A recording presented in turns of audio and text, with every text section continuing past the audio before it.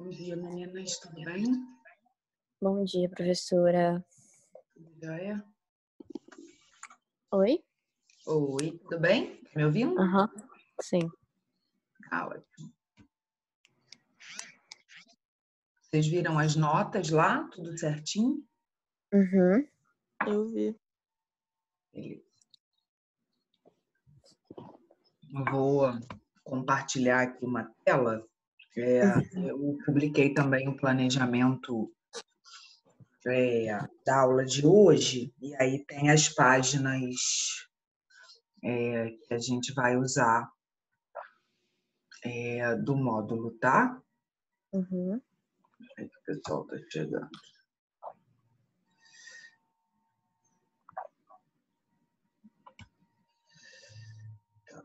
Deixa eu abrir aqui.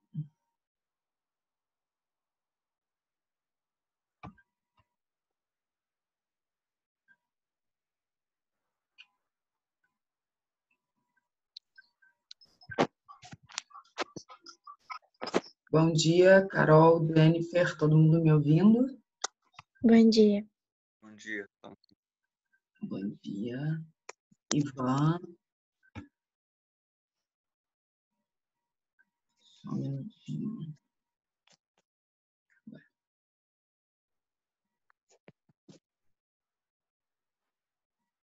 Tá. O módulo que a gente vai usar é aquele módulo que a gente já começou a utilizar, onde tem a independência do Haiti e as independências da América Espanhola. A gente já falou da independência do Haiti. Oi, Marina. Bom dia. A gente já falou da independência do Haiti, né? E aí a gente vai falar das independências da América Espanhola. São vários processos, né? Porque acabaram esses territórios que eram vice-reinos espanhóis, eles acabaram se tornando vários países, né? Foi um processo de fragmentação, digamos assim, se a gente pensar comparativamente ao que virou o Brasil, né? Se a gente pensar que essa parte da América era colonizada pelos portugueses e que, quando se tornou independente, virou um império centralizado, que tinha justamente o objetivo de manter essa unidade, né? Essa era uma das principais preocupações da monarquia no Brasil. Mas os processos de independência das colônias espanholas, essa outra porção da América, ele é bem diferente, e aí é bem interessante de estudar. A gente vai tentar perceber quais foram os principais motivos, né? Quais foram as circunstâncias que moldaram esses movimentos de independência na América Latina. A gente vai tentar perceber isso de uma forma geral, e aí depois a gente pode estudar alguns casos mais importantes em especial. Mas é bem interessante porque são países que formam repúblicas, então nenhum deles vira uma monarquia. Isso só aconteceu aqui, né? Se a gente pensar em América Ibérica. Então, todos eles viram repúblicas e são países, assim, de cada vice-reino espanhol, se formam vários países. Então, tem um processo, digamos, de fragmentação. Por isso que não tem nenhum país hispano-americano que tenha, em proporções territoriais, né, que seja comparável ao Brasil. Assim, foram países que organizaram com as suas lideranças locais os seus processos de independência. E aí é bem legal de estudar, de ver as diferenças e entender a formação mesmo, né, da América Latina, da autonomia desses países, quem são essas lideranças, que pessoas são essas, de onde elas vêm. E aí isso ajuda bastante a gente a entender, inclusive, como é que esses países vão se comportar ao longo do século XIX e depois no próprio século XX, né? Não é por acaso que os países latino-americanos como um todo, e aí o Brasil também, pela própria formação das suas elites e tal, é, são países muito propensos a regimes populistas, com líderes carismáticos. Então, a gente vai entender quais as razões, assim, né? Essas coisas, esses traços, digamos assim, essas características, esse caráter que se desenvolve, que se forma nos países, nos povos e tal, não é aleatório, né? Tudo tem uma razão, uma origem, e quando a gente estuda esses processos, a gente consegue entender boa parte deles, tá? Bom, deixa eu tô abrindo aqui para a gente acompanhar pelo iPad. Pelo meu iPad eu vou acompanhando aqui, mas vocês têm o livro impresso, né? Então a gente vai estar trabalhando com esse módulo aqui. Eu já coloquei lá no planejamento de classe, é o módulo 10, Independências na América. Ele tem essa imagem aqui do Memorial da América Latina. E a gente vai trabalhar, então, o capítulo 2, tá? Então, módulo 10, capítulo 2, e é o capítulo Crise do Sistema Colonial Português na... Desculpa, capítulo 1, desculpa. Porque no capítulo 1 tem dois temas, independência do Haiti e da América de colonização espanhola. A independência do Haiti a gente já estudou, aí a gente vai partir agora para essa, digamos, segunda parte dentro do primeiro capítulo, por isso que eu me confundi, que é a independência da América Espanhola, tá? Da América de colonização espanhola. Depois a gente parte para o capítulo 2, não hoje, tá? Mas na sequência, quando a gente terminar esse capítulo 1, a gente vai para o capítulo 2 e a gente vai falar especificamente de Brasil, apesar de eu ter feito uma introdução, assim, né? Hoje aqui sobre isso. Tá? Tudo bem? Tá todo mundo acompanhando? Sim. Então, beleza. Eu vou compartilhar aqui com vocês uma tela, que é uma tela que está citada lá no nosso planejamento da biblioteca de classe, que é um mapinha conceitual de um site chamado História em Quadrinhos. Eu já trabalhei com ele no primeiro bimestre, em alguma videoaula eu mencionei, tá? Eu vou compartilhar aqui com vocês, porque aí lá tem um mapa conceitual. Vamos ver se vai. Peraí. Justamente desse. Vamos lá. Só um minutinho.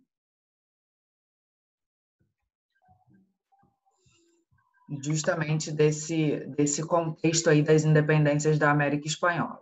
Aqui. Tá aparecendo para vocês? Ok. Deixa eu descer aqui. Tá. Então, independências na América Latina. Aqui. Aí tem o contexto e tal. Bom, tudo bem aí? Tudo certo? Podemos começar, efetivamente? Pode. Então, beleza, gente. Qualquer coisa, vocês falem. É até bom que vocês comentem, assim, fiquem à vontade para me interromper, senão eu fico com a impressão de que eu estou falando sozinha. Tá bom? Bom, então a gente, para começar, né, a gente está falando de um contexto que está diretamente relacionado ao que a gente estudou no primeiro bimestre. Isso era a primeira coisa que eu queria pontuar com vocês. Por que isso, Fabi? Tem a ver, né, essas independências da América Hispânica com a Revolução Francesa, com o Napoleão Bonaparte, enfim. E aí tem tudo a ver, né? Principalmente com a nova dinâmica que o Napoleão impôs no mundo ibérico, digamos assim. Vocês lembram que a gente estudou lá o bloqueio continental, não lembram? Aquela imposição, né, do Napoleão, da proibição do comércio com os britânicos. E aí, tinha até uma questão lá na avaliação de vocês sobre isso, e qual é o principal desdobramento assim, do bloqueio continental em relação a quem não cumprisse a sua determinação? Qual era o principal desdobramento? Invadiam e dominavam o país que não cumpria, não era alguma coisa assim? Exatamente. Esses países que descumprissem essa determinação e comercializassem com os britânicos, né, com a Inglaterra, eles estariam arriscando, né, a sua integridade territorial, porque o Napoleão disse que invadiria esses países que descumprissem, né, como uma espécie de retaliação mesmo. E é isso que acontece, né? E Portugal e Espanha são dois desses países. Alguns outros países foram também invadidos, né? Como o próprio Império Russo, por exemplo, e lá o Napoleão sofreu uma derrota bastante importante. Mas, assim, o que importa para a gente agora, nesse momento, é relembrar que as tropas do Napoleão invadiram Portugal e Espanha. E isso, a história das Américas, importa muito, né? Porque nessa época, toda a América do Sul e a América Central eram territórios coloniais, eram extensões territoriais, tanto de Portugal quanto da Espanha, né? Então, o Império Espanhol ele compreendia não só o território espanhol propriamente dito, mas também toda essa parte da América do Sul, América Central, enfim. E o Império Português, além de ter possessões na África, na Ásia, tinha uma grande parte do seu território nessa parte da América que virou o Brasil, né? Então, tem implicações bastante importantes. Tá? Isso é uma coisa. Então, mas como assim? Né? Por que as invasões do Napoleão geram essas implicações? Vocês devem se lembrar que a gente falou que o Napoleão, quando invade Portugal, a família real portuguesa, sabendo disso, dessa possibilidade de invasão, já articula uma transferência de toda a estrutura da corte.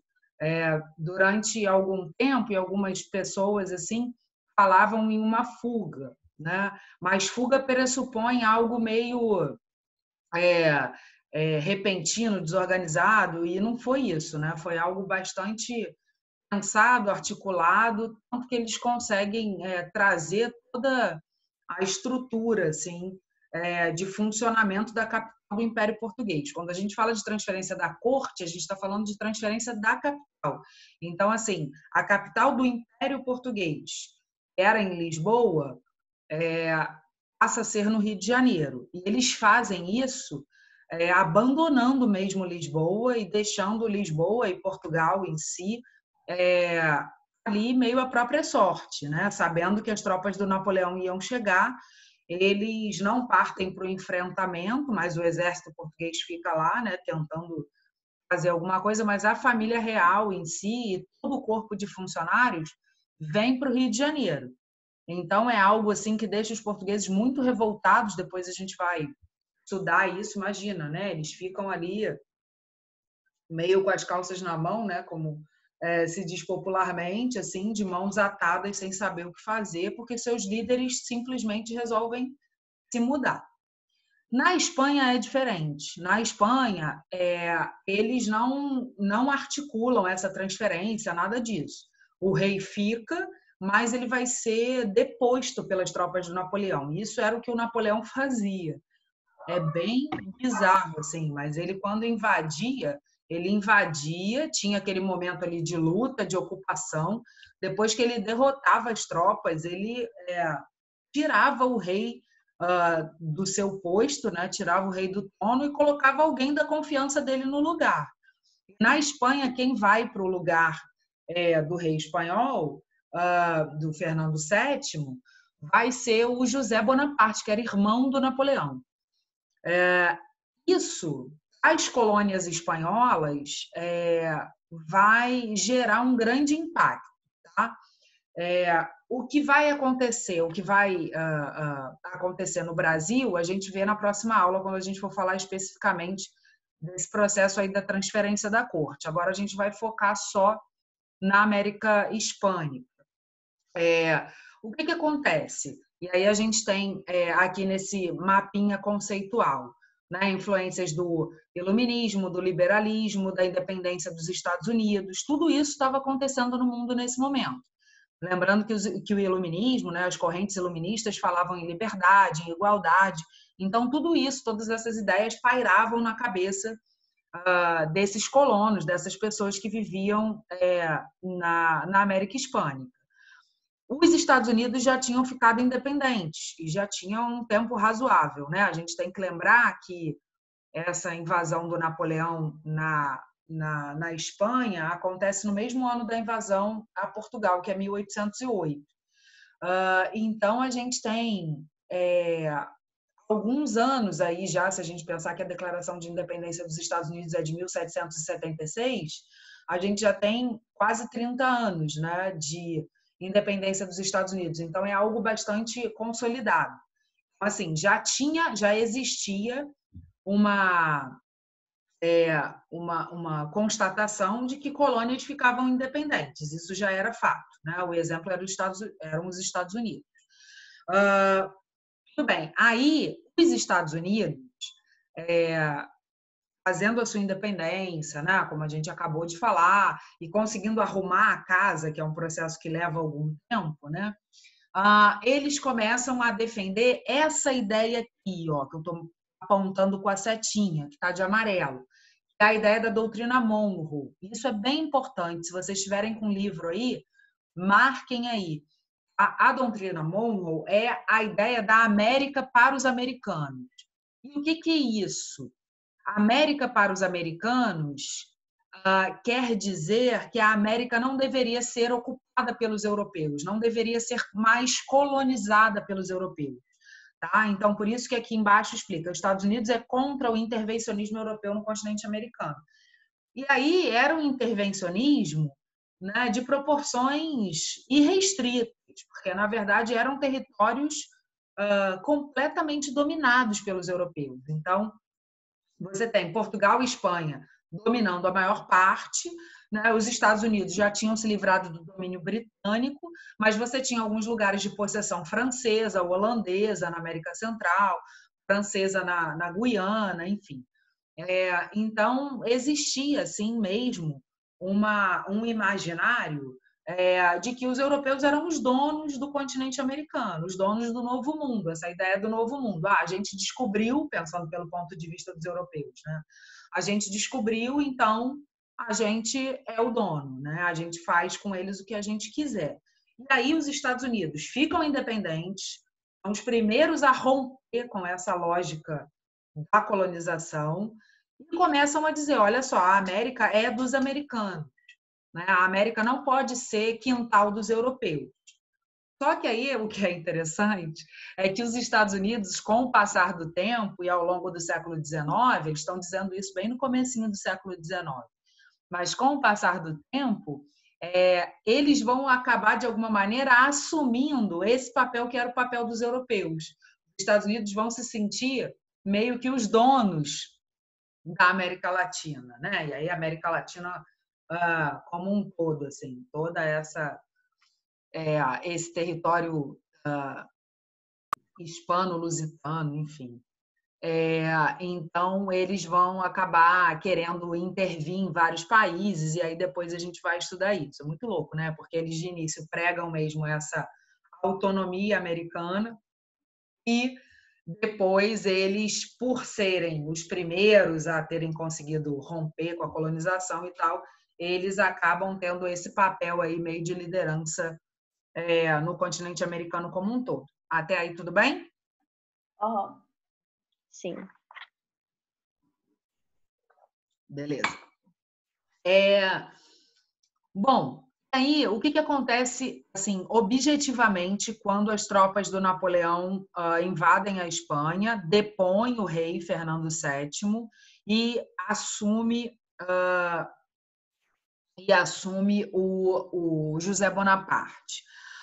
Aqui a gente tem, nesse terceiro quadrinho, algumas informações bem importantes. Inicialmente, o movimento, ou seja, o movimento das colônias espanholas, né, aqui na América, eles começam a se organizar e o movimento vai ser um movimento anti-francês e lealista, é um movimento de lealdade ao rei espanhol que tinha sido deposto. Isso é a primeira coisa. Então, inicialmente, quando eles ficam sabendo da notícia de que o rei espanhol tinha sido derrubado e o irmão do Napoleão tinha assumido, essa galera aqui das colônias hispano-americanas, né, principalmente as elites, que eram pessoas letradas, que tinham acesso à universidade, e aí, se a gente fizer uma comparação, na América Portuguesa a gente não tinha universidades, então, por isso, as elites letradas daqui tinham que estudar na Europa, mas, comparativamente, na América Hispânica tinha universidades desde o século XVI, XVII. Então, era uma galera que tinha acesso às universidades e também transitavam muito, viajavam muito. Então, era uma galera muito consciente assim, desse cenário internacional, dos grandes impérios. E aí eles ficam muito indignados com isso e falam, cara, a gente é leal ao Fernando VII, ao rei espanhol, a gente quer que ele volte, é um absurdo o irmão do Napoleão tenha assumido o poder na Espanha. Inicialmente, essas elites latino-americanas vão se organizar nesse sentido.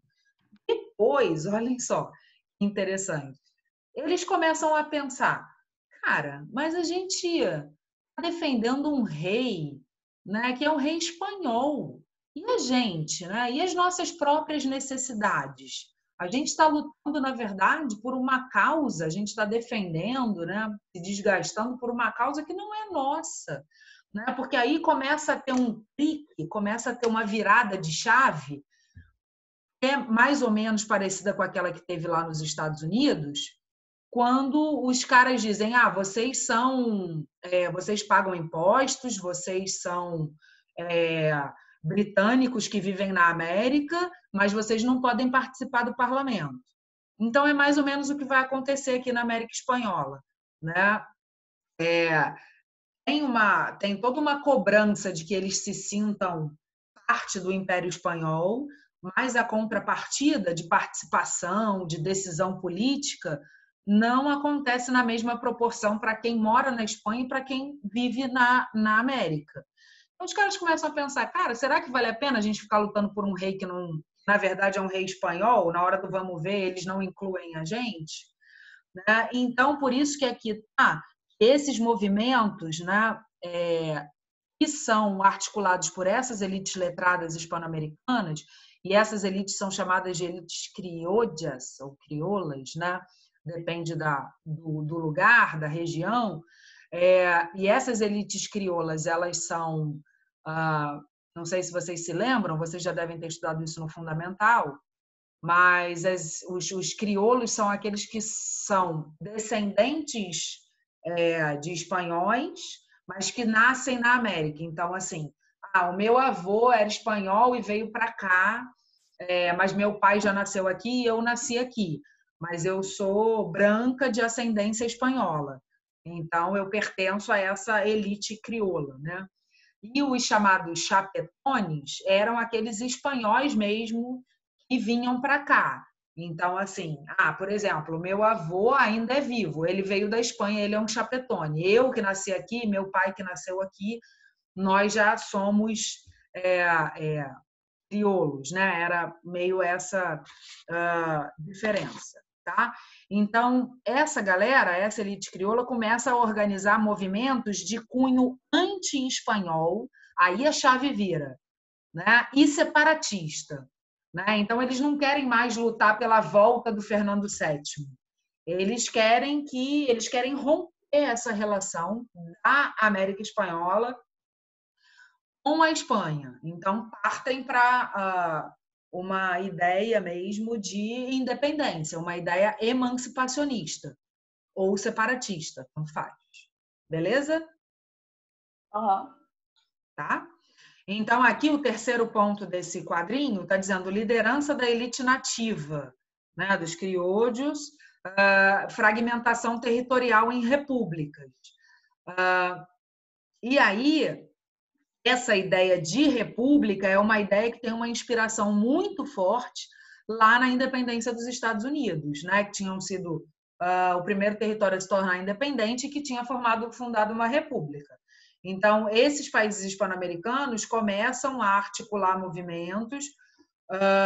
E aí, como é que isso se dá na prática, Fabi? Como é que o cara chega e fala: fiquei independente, não pertenço mais à Espanha?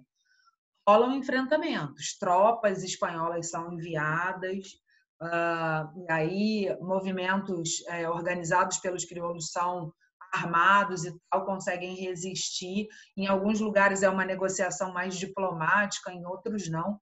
Isso varia, porque a gente está falando de um território muito grande, né? E com vários interesses distintos, tá? E aí, só para fechar, aqui embaixo esse último quadrinho já é de América Portuguesa, então por hoje eu vou ficar nesse aqui da América Espanhola. Só para fechar, uma coisa que é importante da gente se lembrar é que essa fragmentação, digamos assim, que está marcada aqui, está demarcada aqui, da América Hispânica em várias repúblicas, é uma fragmentação que tem origem, ou seja, que está muito relacionada com a maneira pela qual essas colônias hispano-americanas eram organizadas administrativamente, desde a época da colônia. Porque aqui no Brasil a administração era mais centralizada, né? Você tinha um vice-rei só que ficava primeiro em Salvador, depois no Rio de Janeiro. Então, era um vice-rei. Então, toda a colônia tinha lá as suas administrações locais, né? Tinha lá as câmaras municipais e todo mundo devia satisfação a esse vice-rei. Na América Hispânica, você tinha alguns vice-reinados. Então, esses vice-reinados eram divididos, né, em determinadas estruturas administrativas. Então, a própria estrutura de controle da coroa espanhola sobre esses territórios era uma estrutura já mais fragmentada, né, que já era mais distribuída, né? Então, as regiões tinham uma certa autonomia muito maior do que se a gente comparar com o que acontecia na América Portuguesa. Por isso que na hora que explode essa consciência da autonomia, da independência, de se separar da Espanha, explodem vários movimentos, né? Isso no Brasil depois acontece também, só que como no Brasil o Brasil se torna independente e forma um império com um imperador, era mais fácil de, digamos assim, do ponto de vista do imperador, de controlar essas rebeliões e manda o exército, mata meia dúzia, sufoca e continua tudo sendo parte do Brasil.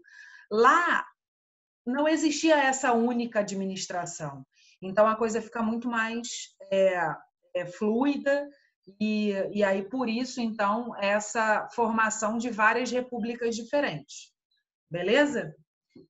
Uhum. E então tá, gente, ó, no livro de vocês, na página 3, fala sobre a Revolução do Haiti, que a gente já viu, não é o nosso tema de hoje. Aí as independências das colônias espanholas começam aqui na página 8, tá? Então, a gente tem essa definição do que eram os criollos e tal, do que era essa ideia criolha, né? Quais eram as influências dos ideais iluministas, tudo isso que a gente acabou de falar agora. Aí tem a ruptura com a metrópole, e uma coisa que eu queria mostrar para vocês, eu não estou com ele aberto aqui no computador, não sei se vocês conseguem ver aqui, acho que sim, pela tela do iPad, né? Essa comparação que está aí na página 9 de vocês, justamente essa comparação entre quais eram os vice-reinos espanhóis e como eles vão se fragmentar em várias novas repúblicas, estão vendo? Uhum. Então, isso é bem interessante, né? Essas possessões espanholas, então a gente tem o vice-reinado da Nova Espanha, que pega ali a América Central e América do Norte, onde hoje atualmente o México e vários outros países da América Central, A gente tem o vice-reino de Nova Granada, o vice-reino do Peru e o vice-reino da Prata, que pega essa região mais da América do Sul. A gente tem mais 10 minutinhos, e nesses 10 minutinhos eu queria ouvir vocês, se vocês conseguiram acompanhar, o que vocês acham? Eu consegui acompanhar direitinho. Eu também consegui. Por enquanto tá tranquilo.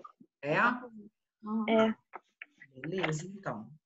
A gente tem depois alguns casos específicos, assim, para estudar, mas hoje eu queria trabalhar com vocês esse panorama mesmo. Depois a gente pode olhar o caso de Cuba, que vai ter uma interferência grande dos Estados Unidos depois, inclusive. A gente pode olhar o caso do México e tal, que são casos bem importantes e interessantes. Quem mais está aí hoje? Deixa eu ver que eu tenho que... O Acre também está separado do Brasil, né? Oi? O Acre. Eu vi isso também. Mas falei, tipo, será que eles fizeram errado? Não, Não entendi. O quê?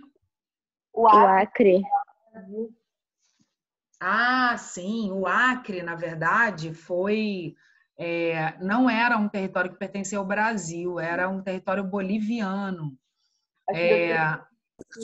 Oi? Foi que deu de presente, não foi não? O Brasil comprou, né? Mas comprou a um preço bem irrisório, assim, no final do século XIX. É uma negociação que envolve, inclusive, o Barão do Rio Branco. Foi um dos primeiros diplomatas, digamos assim. Ele é o patrono do Itamaraty, né? Até hoje.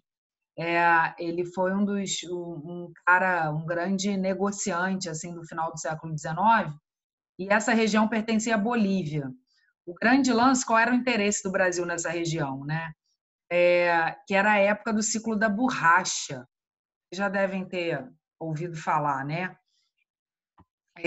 E o ciclo da borracha gerava muita grana, né? Uma atividade econômica que precisa de uma matéria-prima que é exclusiva de algumas regiões. E essa região, né, das seringueiras, pega ali a região amazônica e pega essa parte que, na época, era território boliviano. E aí o Brasil, interessado nisso, vendo que tinha grandes promessas econômicas nessa atividade, faz umas negociações com a Bolívia, e o Brasil, como uma espécie de potência, digamos assim, desse cenário da América do Sul, acaba meio que coagindo a Bolívia a vender por um preço praticamente irrisório essa região aí, que vai ser acoplada ao Brasil. Meu Deus. E aí o ciclo da borracha é da época atendia muito às demandas da indústria automobilística, né, que estava crescendo para fazer os pneus dos carros, olhem só. Os primeiros sapatos com sola de borracha também começam a ser fabricados nessa época, e depois essa indústria acaba ganhando muita grana com as guerras mundiais, né?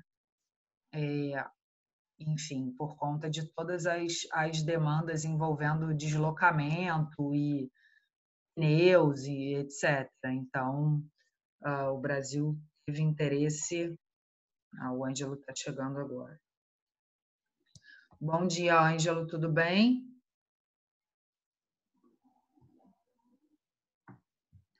Ângelo, bom dia. Acho que ele não está ouvindo ainda, né? Bom, gente, Ângelo está ouvindo a gente?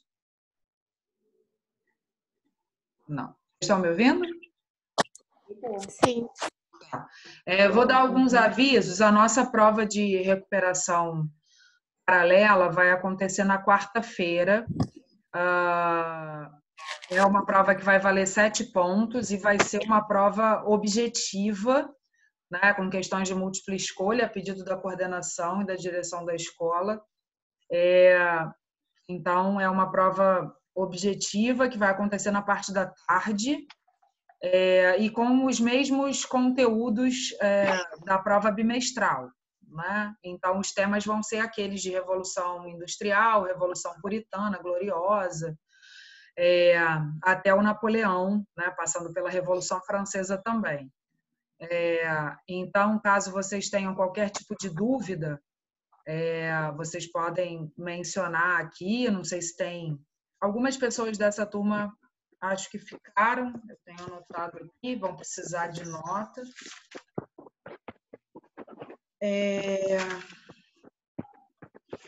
Ângelo, você está ouvindo a gente agora? Tô. Tá.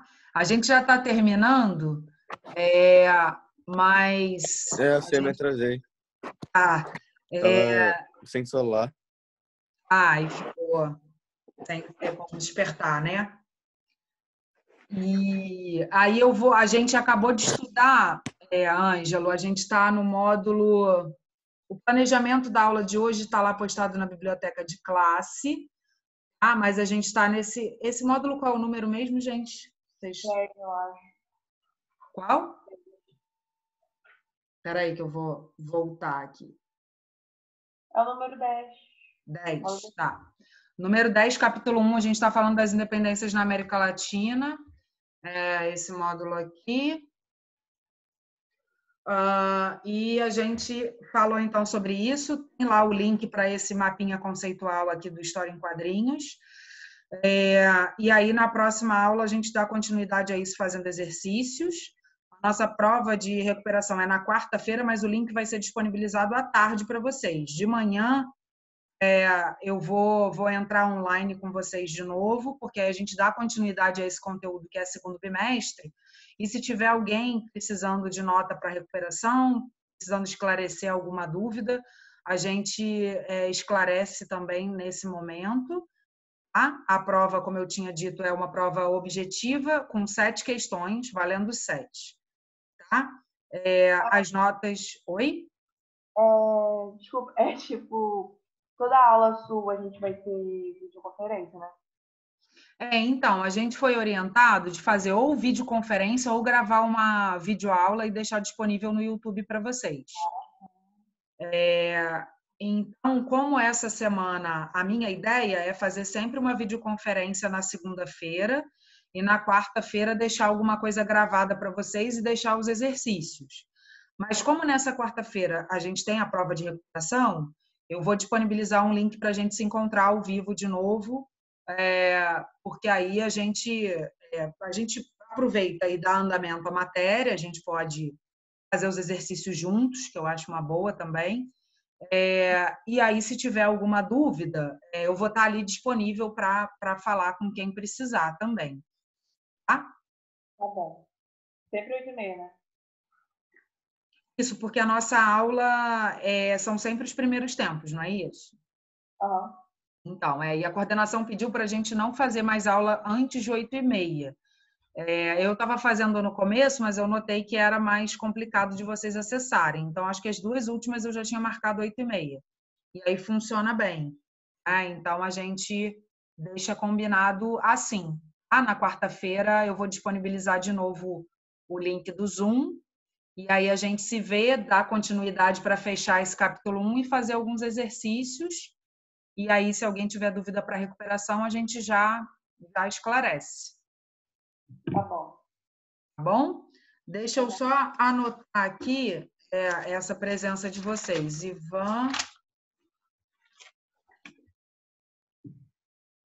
Ivan,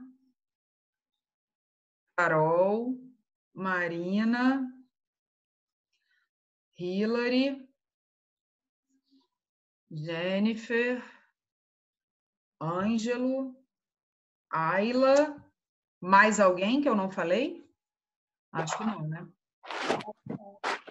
Eu só vejo vocês aqui na minha tela. Acho que falei todo mundo, né? Tudo tranquilo, então? Uhum. Então, a gente tem um minutinho e vocês estão bem, né? De saúde e psicologicamente. Um pouco no TED, mas fazer É, o quê? né? É,